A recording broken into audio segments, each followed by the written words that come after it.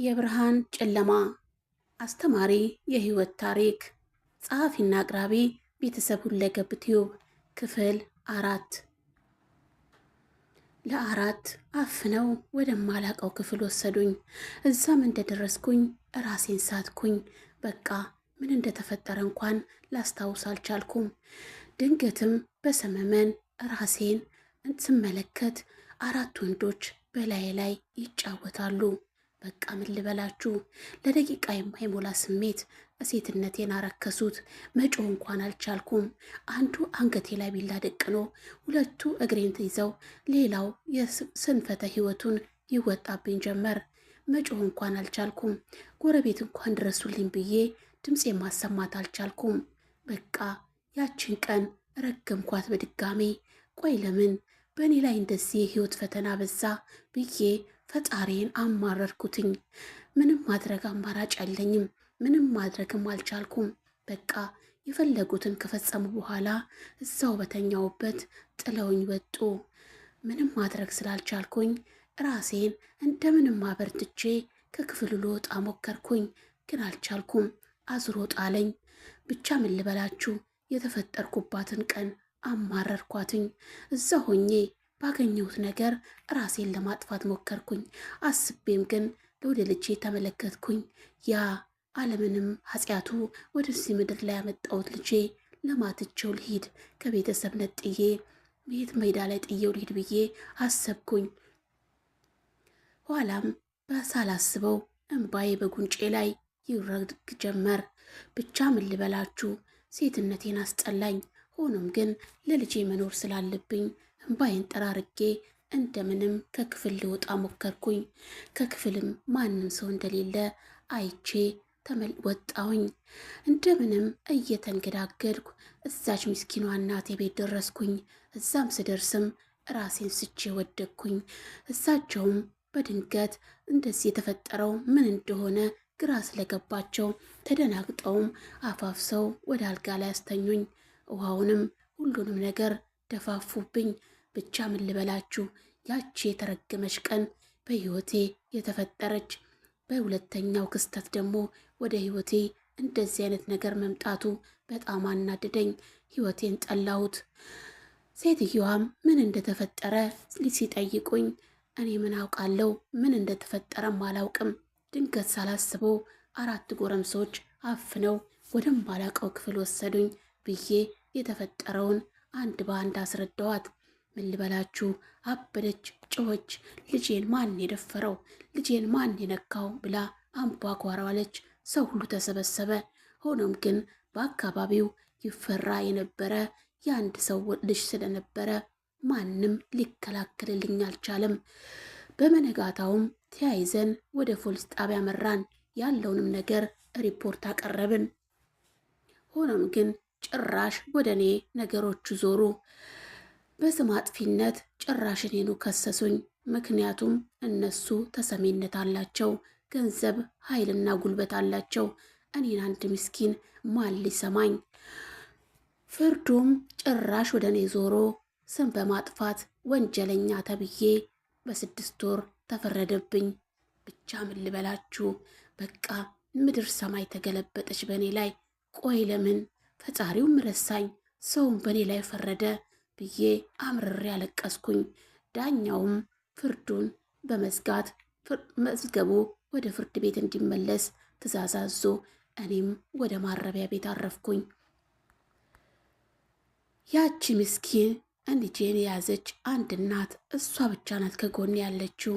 ልጄ አይዞሽ፣ እግዚአብሔር አንድ ቀን ያይሻል፣ ተስፋ እንዳትቆርጪ፣ ልጅሽን እኔ ይዛለሁ ብላ እንባ በተናነቀው አንደበቷ አጽናናችኝ። ማሚዬ ምን አማራጭ አለኝ ብለሽ ነው? ያለውን በጸጋ ከመቀበል ውጪ አደራ ልጄን አልኳትና እንባ እያነቀኝ ወደ ፍርድ ቤቴ ወደ እስር ቤቴ ሄድኩኝ። እዛም ሆኜ አንድ የራሴን ለማጥፋት ሙከራ አደረግኩኝ። ሆኖም ግን እዛ የነበሩ ልጆች ተባብረው አዳኑኝ።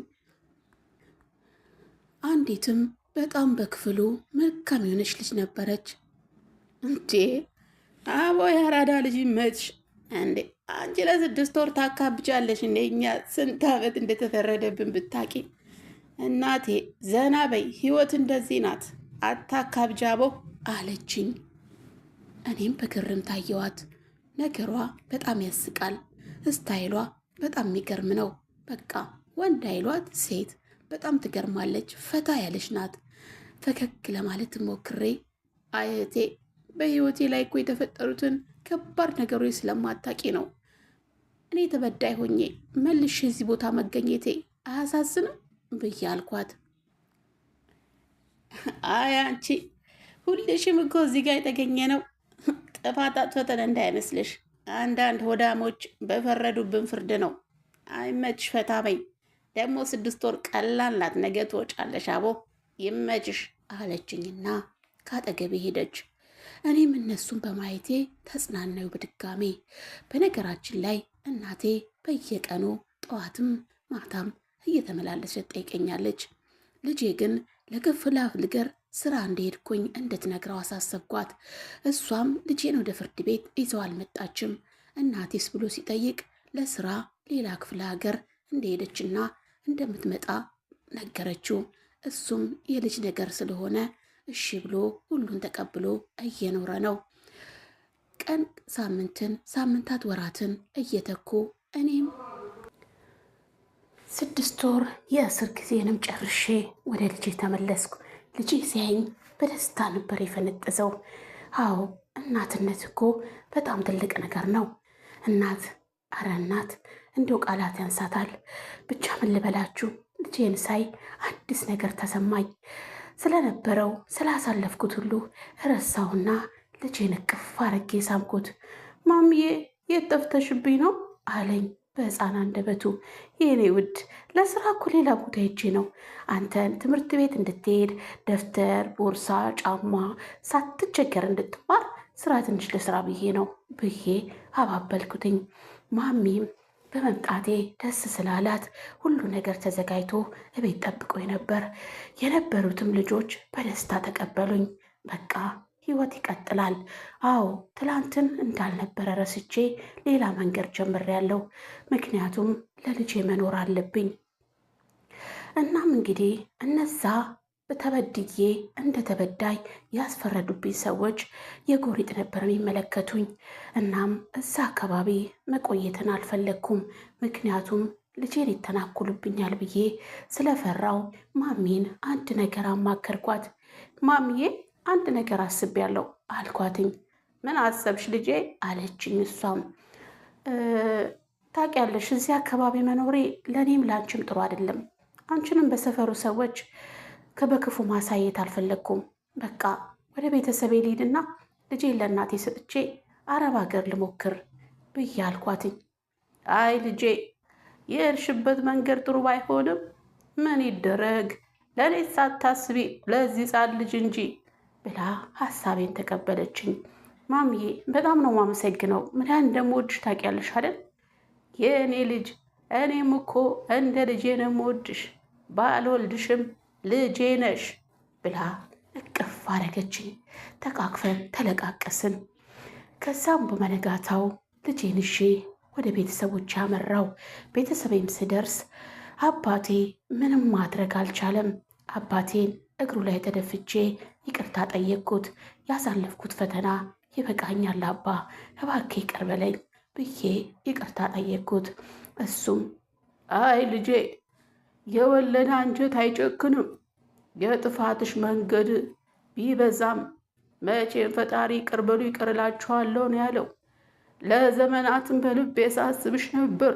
ሆኖም ግን ምን ላድርግ ልጄ አባትነት ክብሬ ይዞኝ ነው አለ። አባ አውቃለሁ እንዳዋረድኳችሁ፣ ሆኖም ግን ወድጄ አይደለም ፍቅር እውር ነው ይባል አይደል አልኩትኝ። ከዛም በቃ ምን ልበላችሁ አባቴ ይቅርታ ስላደረገልኝ በጣም ደስ አለኝ። ልጄንም በፍቅር ተቀበሉልኝ። እዛም 1-3 ወር እንደተቀመጥኩ የፓስፖርቴን ነገር አስተካክዬ ወደ አረብ ሀገር ለማቅናት መንገዴን ጀመርኩኝ። ሰላም ጤና ያስጥልን። ውድና የተከበራችሁ የቤተሰብ ሁለገብ ቲዩብ ተከታታዮች በያላችሁበት ሰላማችሁ ብስት ይበል። ዛሬም እንደተለመደው የብርሃን ጨለማ ክፍል 4 እንዳዳመጣችሁት ይህን ይመስል ነበር። በቀጣይ ክፍል እስከምንገናኝ በያላችሁበት ሰላማችሁ ብስት ይበል እያልኩኝ ለቻናሌ አዲስ የሆናችሁ ላይክ፣ ኮመንት፣ ሰብስክራይብ በማድረግ እንድታበረታቱኝ ስል በትህትና ጠይቃለሁ። ቤተሰብ የሆናችሁ ደግሞ የተለመደ ሀሳብ አስተያየታችሁን በኮመንት ላይ አስቀምጡልኝ። ሼር በማድረግም ድጋፋችሁ አይለየኝ እላለሁ። በተለያዩ ስደት ዓለማት ያላችሁት ወንድሞቼ ፈጣሪ አምላክ በሁላችሁበት ይጠብቅልኝ። ኢትዮጵያ ሀገራችን ሰላም ያርግልን። አሜን።